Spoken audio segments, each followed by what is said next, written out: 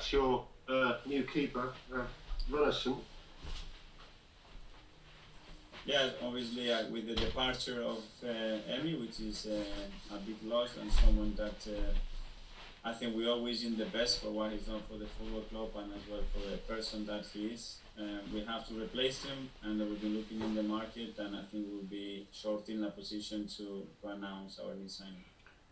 That's hours rather than days away, do you think? Excuse me? Is that hours away or rather than days away, that announcement? I don't know. In football, the hours can become days, and something that looks unlucky can happen straight away. So, unfortunately, I cannot tell you. And you need one keeper or two. So, for example, if Runnison is confirmed, does that mean that David Rea situation is over? Well, depending what's going to happen with our third goalkeeping position as well, because we have some talks about that in the last few months. So, still the market is open and things can change. Last one on transfers, I promise. But in terms of midfield, a couple of names getting the fans excited. Hussein Aouar and Thomas Partey. Can you tell us anything about Arsenal's interest in either of those? Sorry, unfortunately, I cannot talk about players that they are not our football club, but I appreciate the question. Okay, thank you. Just coming towards the end, Mesut Ozil's been a bit of a social media hit this week with some of the performances he's put on the training ground. What can you tell us about the likelihood of his involvement in the coming games? Well, I think they are all been training really, really well, and the spirit at the training ground is great, and I'm really happy because everybody's pushing each other, so let's try to maintain that. And West Ham didn't have the best start of their Premier League campaign, but obviously London derby, always a threat. Always a threat. We have a good example of the game we played against them last March, that it was really difficult. We managed to win the game, but we have a lot of problems. So we better be ready because, again, after that defeat is always even more dangerous. Thank you. Thanks, Gary. We'll move on to Premier League Productions. Mark Scott. Hi, Mikel. Just a quick one about quickly. We know that the fans were delighted that he's staying, but what kind of boost has it given you on the training ground with all the rest of the players? The fact that he's committed his future to the club. Well, it was a big boost because I think everybody was hoping for Oba to stay, but it was creating some uncertainty around the place. And obviously it's great as well to be able to finish those sort of speculations, move on and find some more stability. And you mentioned that Arsenal are just a bigger club as the others that were linked with him. What kind of statement does it send out as well to the rest of the sort of footballing world about Arsenal and their standing in the game? I don't know. We made a decision because we believe he's the best for our football club. Not trying to send any statements, just trying to get the right decisions and the right people around us to be as successful as we can. David Luiz could be available this weekend. How pleased are you with the competition for places all over the pitch for you? Well, this is what we want to produce. Sometimes it's not easy for us managers to deal with that when you have only one game a week, but it's great to see, how the boys are training, competing with each other. But it's very important as well that whatever the decisions are, that they keep supporting each other and we are able to maintain a good but natural competition between them. Can I just ask you as well, obviously a lot of impressive performances for you at Fulham, but as a former midfielder yourself, how pleased were you with Willian's display in that game? Yeah, I think he was great. He was decisive. That's what we are looking for him to do in a consistent way. He's a player with tremendous quality that knows the league really well, and we knew that he wasn't going to need a lot of time to adapt to our way of playing. And just finally, looking at the weekend results, given your performance at Fulham and West Ham's against Newcastle, people see you as big favourites for this game. What did you think of West Ham's display and the weaknesses that you can exploit? Well, they have many strengths and some weaknesses like we all have. I know David, the manager, really, really well. I know what he's going to be trying to do tomorrow to hurt us as well. So, again, it will be a tough game, and I'm expecting a difficult battle tomorrow. Thanks, Mikel. Thank you. Thanks, Mark. We'll move on to Ian Abrahams from TalkSport, please. Hi, Mikel. How are you doing? Hi, Ian. I don't need to ask you any more about when Pierre-Emerick Aubameyang signing a new deal. You'll be very happy. Can I be every day if he's happy or not? I'll ask you now. When he signed, he said that he wanted to become an Arsenal legend. Try to explain for us what he meant by that. Well, I think he's done some great things since being here. Individually, obviously, some of the things that he has achieved in terms of goals, assists, has been incredible. Now we have to take it to the collective, and we have to take it club level. And in order to achieve that, there are a lot of small things that you have to do every day to achieve them. Oba is very aware of that, and we are able to take the person and the player into the next level. I think we're all going to benefit from that, and the day that leaves this football club, I think it will be in a different way. He's scored a lot of goals for you so far, but I mean, and you've obviously now won the FA Cup, so that's one title that you've won under him. But in general, the number of goals he's scored so far haven't delivered things like the Premier League title or a Champions League spot. So how much do the rest of the players in the squad have to now follow his example, step up their game? Yeah, but that's the next step. But now the goals that he has scored in the semi-final and the two finals are bringing titles to the club, which is something that is going to stay there and is going to stay in the history of the club.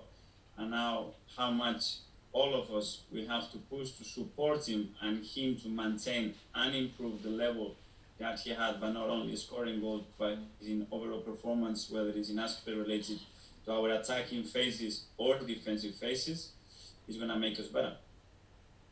The game with West Ham, a rather poignant one for you, because it was straight after the game back in March that you tested positive for coronavirus. Football as a whole was shut down, and we went into a national lockdown.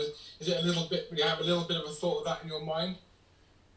Well, it was ages ago, but obviously when I started to look the game back and what we did, I think we were lucky that day to win the game.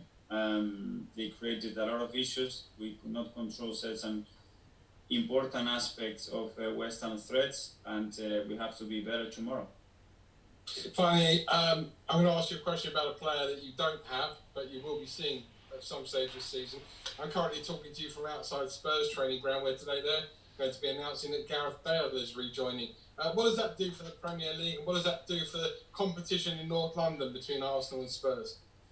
The Premier League in his history always had the best players in the world. I think Gareth has been one of the most significant names that left the Premier League years ago to join Spain. So I think it's always really positive to bring really important players back to the league, and it will be a challenge because we know at his best what he can deliver.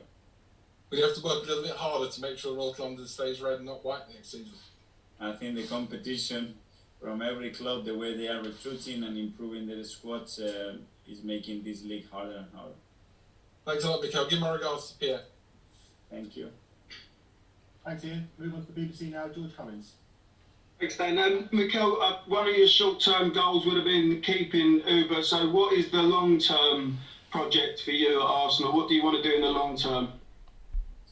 Well, you can have a lot of great thoughts about long-term in football, but the reality is that the daily decisions, results, and things that have happened that sometimes are out of your control as well determine a lot the future. What I find at the moment is that we are all on board from the top of the club with the ownership, with all the boards, with Edu, myself, and the staff around us of what we are trying to do.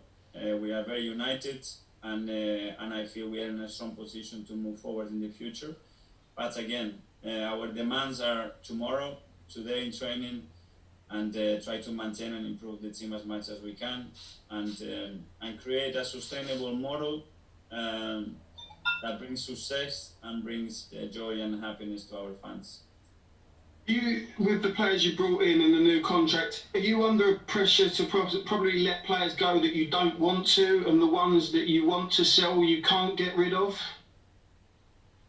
No, I think, again, with all the players that we have here, we're going to try to get the best out of them, try to improve them as much as possibly can, create the right environment for them so they are happy at the club, because I believe it's the most important thing for them to perform the level that we want. And after that, obviously in the markets, there are things that we cannot control, things that we can, and let's try to manage it the best possible way. And Willian's a fantastic penalty taker. He rarely misses like Uber. So is Uber still your penalty taker? And who's going to be number one this season for you taking the penalties? Yeah, Oba will start taking the penalties for now. Thank you. Okay, thanks, George. Move over to Press Association, Mark Manbrines. Hi, Mikel. Hi. You've opted to go with Bernd Leno as your first choice, and that's led obviously to Emmy leaving the club this week. Has making that choice and then allowing Emmy to leave been the hardest decision of your managerial career so far? Well, there have been many challenges since I joined the club. Obviously, that one, it was tough, but before that, obviously, as you can imagine, there were some conversations in the background about things developing in one way. So I knew what was going to happen with Emmy. I had many discussions with him, and I think we all finished in really good terms, and we decided that Ben was going to be the starter that day. You've spoken really well and warmly about Emmy's ability since he came into the team.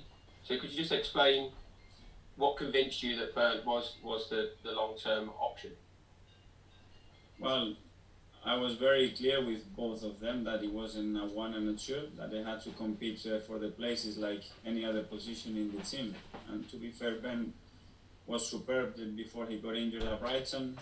Emmy was absolutely excellent with all the games that he played and how much he helped us as well and win the trophies. But at the end of the day, that created a big competition, some big expectations from both of them, and we had to deal with that. And we were really open, trying to have those discussions. And at the end, yeah, Emmy had a really good offer.